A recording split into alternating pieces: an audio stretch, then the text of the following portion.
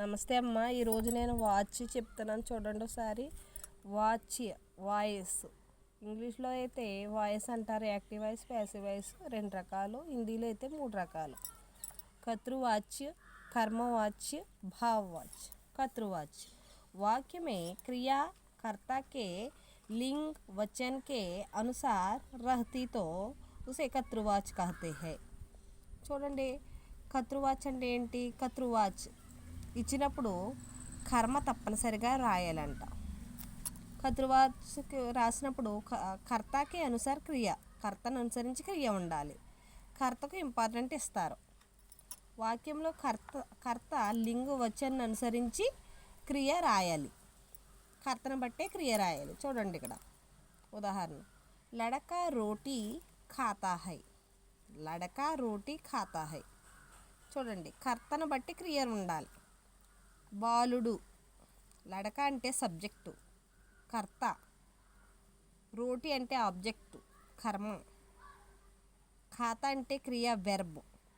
ఇక్కడ సబ్జెక్ట్ను బట్టే వెర్బ్ రాయాలి. సబ్జెక్ట్ పుల్లింగ్లో ఉంది కాబట్టి ఇక్కడ వెర్బ్ పుల్లింగ్లో రాయాలి. ఖాతా, లడక రోటీ ఖాతా హై, ఈ విధంగా వస్తుంది. బాలుడు రొట్టె తింటున్నాడు. బాలుడు కాబట్టి తింటున్నాడు అన్నాం. ఇక్కడ అమ్మాయి ఉంటే తినుచున్నది అని వస్తుంది. కర్తను బట్టే క్రియ ఉండాలి. దీన్ని కర్తృవాచ్య అంటారు. ప్రాణం ఉన్న వాటికి కో చేర్చాలి. ప్రాణం లేని వాటికి కో చేర్చరాదు. చూడండి, పులీస్నే చోర్కో పకడా. పులీస్ అనేది పులీస్ అనేవాళ్ళు ప్రాణం ఉన్నవాళ్ళు కాబట్టి ఇక్కడ మనకి కో చేర్చాం. ప్రాణం లేనట్లకి మాత్రం చేర్చకూడదంట కో. వహ గర్ జాతా హై. ఇదిగో చూడండి, कर्मवाच्य वाक्य में क्रिया कर्म के लिंग वचन के अनुसार रहती तो उसे कर्मवाच्य कहते हैं। చూడండి, క్రియ అంట కర్మ యొక్క కర్మ. చూడండి ఇక్కడ కర్మ, ఇది రోటీ, ఇది కర్మను అనుసరించి క్రియ రాయాలి. ఇక్కడ చూడండి, वाक्य में क्रिया कर्म के लिंग वचन के अनुसार रहती तो उसे कर्मवाच्य कहते हैं। కర్మకే అనుసార క్రియ హోనా చాహియే. కర్మను బట్టే క్రియ ఉండాలి. కర్మకు ఇంపార్టెంట్ ఇస్తారు. కర్తతో పాటు సే వస్తుంది. కర్తతో పాటు సే రావాలంట. ఈ నియమాలు గుర్తుపెట్టుకోవాలి మీరు. వాక్యంలో కర్మ లింగవచనాన్ని అనుసరించి క్రియ రాయాలి. కర్తతో పాటు సేవ్ రాయాలి. చూడండి ఇక్కడ ఎలాగ రాయాలో చెప్తాను. ఉదాహరణ, లడికే సే రోటీ ఖాయి జాతీ హై. ఇది కర్మవాచ్య. చూడండి, లడికేసే కర్తతో పాటు ఏమొచ్చింది? సే రావాలన్నాం కదా నియమం ప్రకారం. కానీ కర్మను బట్టి క్రియ రాయాలి. ఇక్కడ కర్మను బట్టి క్రియ రాయాలి. చూడండి ఇక్కడ ఎలాగ చూడండి, రోటీ అనేది స్త్రీలింగ్లో ఉంది. రోటీ అనేది స్త్రీలింగ్ కాబట్టి ఖాయి జాతీ హే అన్నాం. ఇక్కడ లడికే ఉంది కదా, ఇక్కడ ఎందుకు జాతి అనే పదం ఎందుకు వచ్చింది? జాత అని రావాలి కదా అనుకుంటాం. ఇక్కడ కర్మను బట్టే క్రియ రాయాలి కాబట్టి ఈ నియమం ప్రకారంగా ఇలాగొచ్చింది. లడికేసే రోటీ ఖాయి జాతీ హే, ఇది కర్మవాచ్య.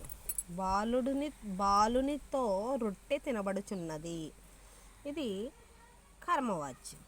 ఉస్సే దిన్ మే ఫల్ ఖాయా జాతా హై, ఇది కూడా కర్మవాచ్య. కో వచ్చినప్పుడు పుల్లింగ్ ఏకవచనంలో క్రియ రాయాలంట.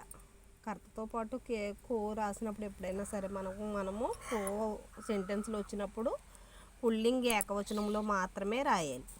చూడండి ఒకసారి, హమ్సే ఇస్ దూరదర్శన్ కో నహీ దేకా जा सकता है। हमसे इस दूरदर्शन को नहीं देखा जा सकता है. ఇక్కడ మనకి కో వచ్చింది కాబట్టి పుల్లింగ్ ఏకవచనంలోనే రాయాలి. హమ్ వచ్చింది కదా, ఇక్కడ జా సక్తే హై అని రావాలి కదా. జా సక్తా హై అని ఎందుకు వచ్చింది? నియమం ప్రకారంగా ఇలా రాయాలి. పుల్లింగ్ ఏకవచనంలో మాత్రమే రాయాలి కో సెంటెన్స్ వచ్చినప్పుడు. కరోనా సే ఛాత్రోं को छुट्टी दे दी गई. కరోనా వల్ల సెలవులు ఇచ్చేశారు. కో అనేది చేర్చడం వల్ల కో వచ్చింది కాబట్టి ఇక్కడ చాత్రోమ్ అని వచ్చింది కదా, ఇక్కడ గయి ఎందుకు వచ్చింది? చాత్రోం కో దేది గయి, ఇది ఏకవచనంలో రాయాలి నియమం ప్రకారంగా. చూడండి, భావవాచక సంజ్ఞ वाक्य में कर्म का लोप होता है, स्वयं क्रिया ही होता उसे भाववाचक संज्ञा कहते हैं. వాక్యం में कर्म का लोप होता है, దీంట్లో వాక్యంలో కర్మ లోపిస్తుందంట. స్వయం క్రియా హి హోతా హై, స్వయంగా క్రియ ఉంటుంది. ఉసే భావవాచక సంజ్ఞ అంటారు, దాన్ని భావవాచక సంజ్ఞ అంటారు. వాక్యంలో కర్మ లోపిస్తుంది అంటే కర్మ ఉండదు, కర్తతో పాటు సే రాయాలి. కర్మ ఉండదు, లోపిస్తుంది. క్రియ ఎప్పుడు పుల్లింగ ఏకవచనంలో రాయాలి, పుల్లింగ ఏకవచనంలో మాత్రమే రాయాలంట క్రియ. చూడండి, ముజసే బయట నహీ జాతా, భావవాచక సంజ్ఞ. నన్ను నాతో కూర్చోబడటం లేదు, ఈ విధంగా. గోడేసే దౌడా నహీ జాతా, గుర్రం పరిగెట్టలేకపోతుంది, ఈ విధంగా. గోడే అంటే గుర్రాలు, కానీ జాతా అన్నాం, ఇక్కడ జాతే అని రాయాలి. ఎందుకంటే కానీ నియమం ప్రకారంగా ఏకవచనంలోనే రాయాలి, పుల్లింగ ఏకవచనంలోనే రాయాలంట ఎప్పుడు. లడికేసే దౌడా నహీ జాతా, లడికే అంటే ఎక్కువ మంది, లడికేంసే దౌడా నహీ జాతా, కానీ జాతా అన్నాం, ఇక్కడ జాతే అనాలి. కానీ నియమం ప్రకారంగా ఏకవచనం భావవాచకములు ఎప్పుడు కూడా ఏకవచనంలోనే రాయాలంట. అందుకని ఈ నియమం ప్రకారంగా ఇది కరెక్ట్గా రాయడం జరిగింది. లడికేసే దౌడా నహీ జాతా, గోడేసే దౌడా నహీ జాతా, ముజసే బయట నహీ జాతా, ఇలా భావవాచక సంజ్ఞలు.